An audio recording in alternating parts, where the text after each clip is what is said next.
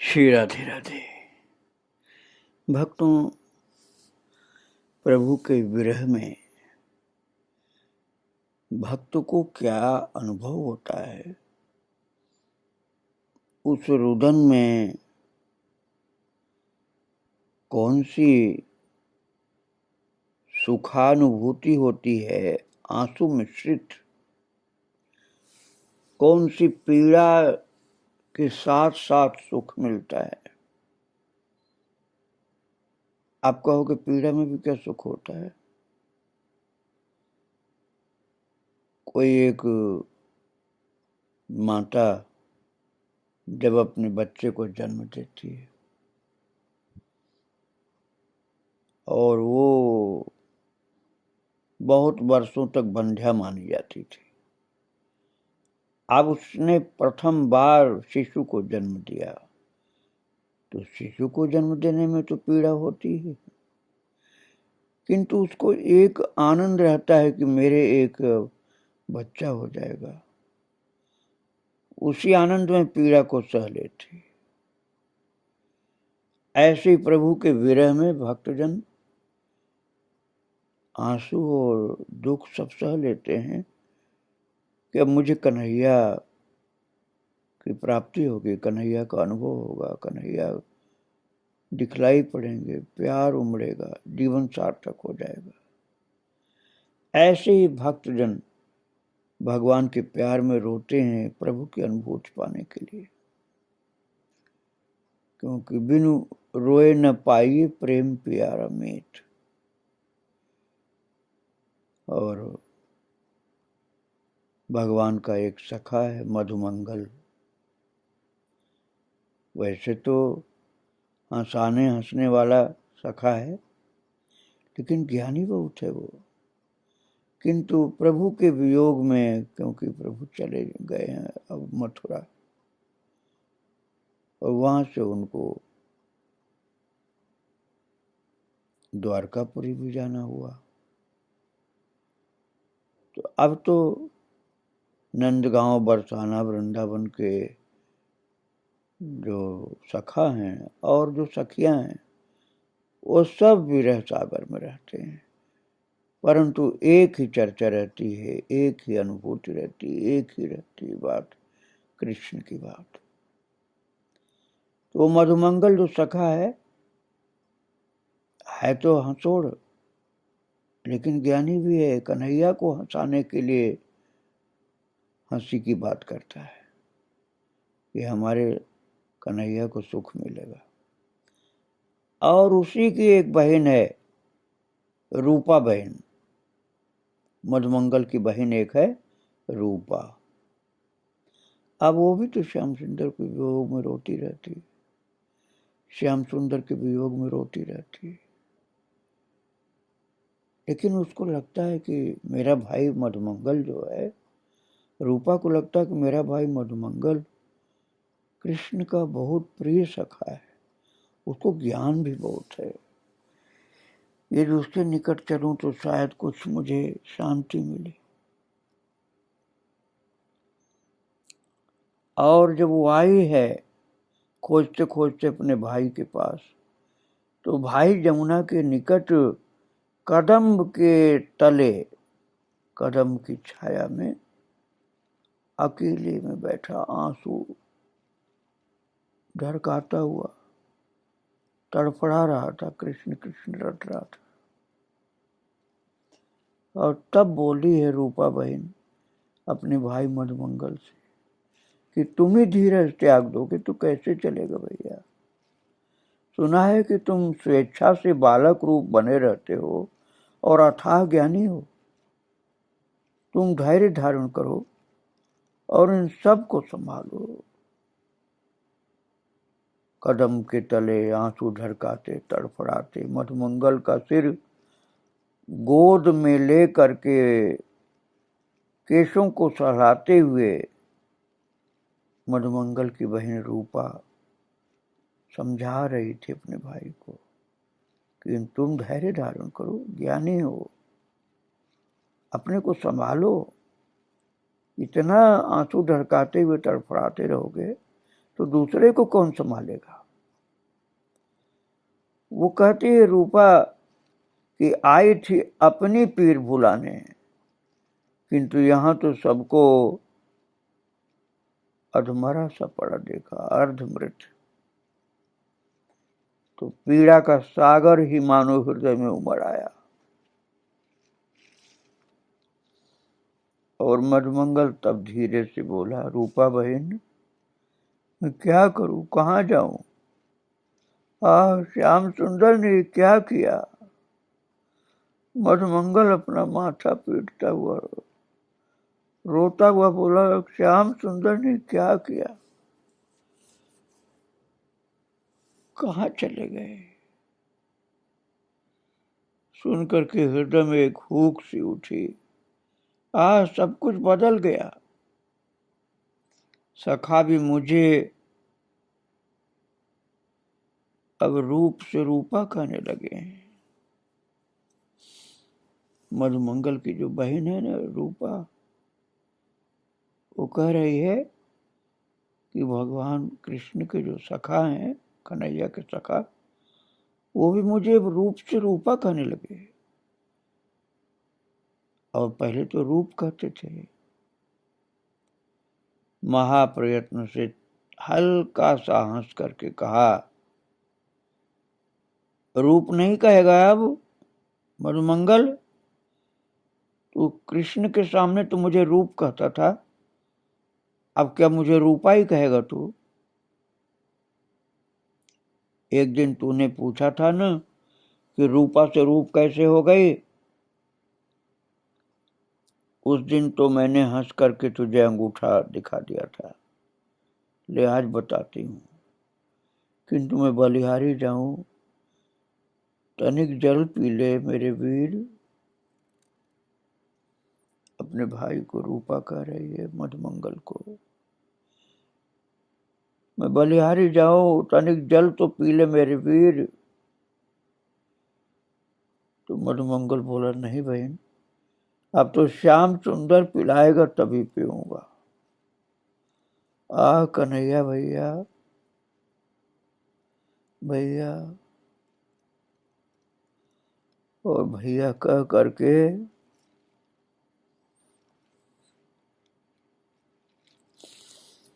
वो अपना सिर जमीन पर टिका दिया। और तब उसको बहुत व्याकुल देख करके उसकी बहन रूपा एक दोना में कालिंदी का जल लेने के लिए चली, और जल लेकर के बहुत जल्दी ही आ गई और बोली, नेत्र खोलो भैया, आंख खोल अपने, ये जल पी ले। तनिक विचारो तो सही, श्याम सुंदर आए और उन्होंने तुम्हारी ये दशा देखी तो कितने दुखी होंगे। रात दिन रोते रहते हो। श्याम सुंदर यदि आकर तुम्हारी ये दशा देखेंगे तो कितने दुखी होंगे, ये नहीं समझते हो। हम सबको स्वस्थ रहना भैया। अपने श्याम सुंदर के लिए हमें स्वयं को, ब्रज को, गैयाओं को वैसा ही बनाए रखना है जैसा वे छोड़कर गए थे। तुम तो उनके अंतरंग सखा हो, उनके सभी रहस्यों के जानकार हो, लो उठो। और रूपा कहती, मैंने उसे उठा करके पत्ते के दोने में जल जो लाई थी उसके अधरों से लगाया कि ले थोड़ा सा अंदर ले, थोड़ा सा ही जल पिए। और नेत्र जल के साथ यमुना जल की एक घूंट गले से नीचे उतरी ही थी, साथ में नेत्र के जल अश्रु बिंदु को और यमुना का जल दोने से थोड़ा सा गले के नीचे उतारा ही था कि जाने क्या हुआ। वो बिलबिला करके पुकार उठा, कन्नू रे भैया, कन्हैया रे, हमें छाण तो कित को गयो रे। वो झाड़ मार करके भूमि पर जा गिरा। और रूपा कहती हाय मैं क्या करूं। दृष्टि उठा करके चारों ओर देखा, सोनी सूखी धरनी, सोना गगन, झूले से झुलसे हुए वृक्ष। वृक्ष अब पहले जैसे हरे भरे नहीं, झुलसे से वृक्ष, और पशु पक्षी भी बिसूरते हुए अधमरे से चुप पड़े हुए हैं। कोई पशु पक्षी भी उड़ता दौड़ता नहीं है। ये ब्रज को क्या हो गया। ये वैकुंठ से भी सुहावनी ब्रज वसुंधरा दावानल दग्ध अग्निमुख से गिरे ग्रास श्री विहीन कैसे हो गई। ऐसा दारुण श्राप किसने दे दिया इस ब्रज वसुंधरा को, किसने छीन लिया इसका सुख सौभाग्य। हाँ दैव तेरी निष्ठुरता को धिक्कार है। भैया मनसुखा, तू तो महान ज्ञानी है, उनके स्वरूप को भली प्रकार जानता है, वही स्मरण करके धैर्य धारण कर ले। और जब बहन रूपा ने ये बात कही कि तू ज्ञानी है, उनके स्वरूप को भली प्रकार जानता है, वही स्मरण कर धैर्य धारण कर, तो मधुमंगल बोला क्या कहती हो बहन, एक बार श्याम सुंदर का मुख देख ले तो योगेश्वर शिव भी ज्ञान भूल जाए। मेरी क्या गिनती है, तू और कोई बात कर। रूपा बोली हाँ भैया, तूने पूछा था एक बार पूछा था कि तू रूपा से रूप कैसे हो गई, वही बताती हूँ सुन। मेरी मैया कहती है मैं श्याम सुंदर से 6 दिन उम्र में बड़ी हूं। वो सब तो मुझे स्मरण नहीं, किंतु कान बछड़े चुराने लगे। वास्तव में तो चराने के लिए जाते थे, लेकिन छाती से चिपका करके खेल खेल में कहीं इधर से उधर कहीं इधर से उधर खेलने के लिए चुरा देते थे, और फिर हंसते थे ये मेरे पास, ये मेरे पास। बछड़े को इतना प्यार करते थे कि उसको छिपा कर रखते थे। वैसे चराने के लिए जाते थे, फिर उसको छिपाते थे, खेलते थे उसके साथ। अब बछड़े चराने में, खेलने में, छिपाने में, उसके साथ दौड़ने में इतना उनको आनंद आता था। अपने सखाओं के संग रहते थे ज्यादा। तो मेरी मैया उस आस भर नैनों में जल भर लाती थी, और भले भरे गले से कभी कभी कहती रूपा लाली। अरे रूपा लाली भाई, जो छोरा होके आती तो आज कान कुंवर के संग बछड़ा लेके जाओती तू। जैसे और छोरा सब जाते हैं सखा बन करके साथ में, अब तू लाली है इसलिए जो छोरा की तरह से बछड़ा को चराने नहीं जा सकती, लेकिन तू लाली न होती, छोरा होती तो जैसे सब छोरा जाते हैं कन्हैया के साथ खेलते कूदते, ऐसे तू भी जाती बछड़ों के और कन्हैया के बीच में साथ साथ खेलते कूदते उछलते कूदते। सांझ को पुनः लौटते देख बाबा मैया वही चर्चा ले बैठते। एक दिन मैंने कहा बाबा मैं भी कन्हैया के साथ बछड़े चराने जाऊंगी। रूपा कह रही है अपने भाई मधुमंगल से कि मैंने एक दिन कहा कि बाबा से कि मैं भी कन्हैया के साथ बछड़े चराने जाऊंगी। सुनकर बाबा ने मुझे अंक में भर लिया और उनके नयन झरने लगे, और वे बोले तू छोरा बन करके आती है तो हमारी सारी आशाएं पूरी हो जाती। अब तू छोरी है तो कैसे बछड़े चराने जाएगी। तो रूपा बोली नहीं बाबा, मैं तुम्हारी लाली नहीं लाला हूं, सब के सब छोरा मेरे जैसे ही तो हैं, बाबा तुमको मेरी सौगंध, मैं कल बछड़े चराने जाऊंगा। अब रूपा बोली कि मैं जाऊंगी नहीं कहा, मैंने जाऊंगा कहा। और मेरा नाम रूप है, रूपा नहीं। रूपा तो लड़की का नाम होता है, लड़के का नाम रूप होता है। अब आज से मेरा नाम रूपा नहीं, रूप मेरा नाम, ऐसा आप समझो। अपने भाई मधुमंगल से रूपा अपनी बात बता रही बचपन की, कि मैंने अपने बाबा अर्थात अपने पिताजी से कहा कि बाबा तुमको मेरी सौगंध, मैं कल बछड़े चराने जाऊंगा। अब मैं रूपा नहीं हूं, रूप हूं। मैं छोरी नहीं हूं, छोरा हूं। तो बोलती है, आज बता रही अपने रहस्य की बात मधुमंगल से, कि भैया मधुमंगल, मैं भी मैया से मैंने कहा कि मैया मैं भी कछनी पटुका पहनूंगी। ऐसा कह करके मैंने घाघरी उतार कर फेंक दी। मैया ने मुझे मनाने समझाने की बहुत कोशिश की, पर मैंने रो रो करके घर भर दिया। मैंने कहा मैं लड़की नहीं हूँ, लड़का हूँ, मैं जाऊंगा अब ये कन्हैया के साथ बछड़े चराने। तब बाबा ने मुझे कछनी बांध करके पटुका कंधे पर धर दिया और मेरी प्रसन्नता की सीमा नहीं रही।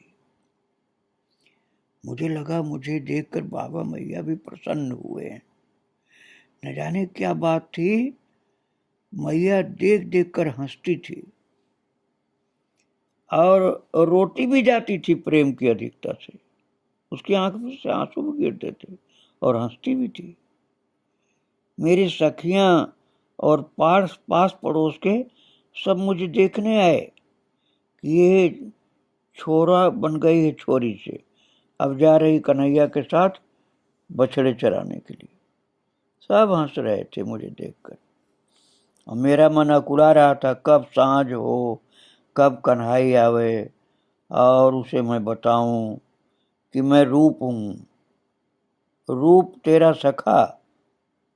मैं कन्हैया से बोलूंगी कि मैं रूप हूं, रूप तेरा सखा हूं, मैं रूपा नहीं हूं। कब सवेरा हो और मैं बछड़े के लेकर उसके साथ वन में जाऊं, बस ये रटन लग गई मेरी।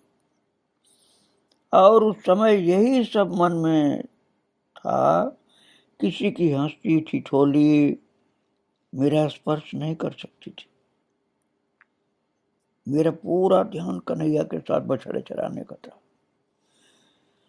और मैया मुझे लेकर नंद भवन गई। सब बात सुनकर के यशोदा मैया हंस कर बोली, ठीक तो कहती है लाली, जब तुझे लाला होगा तो ये पुनः रूपा हो जाएगी।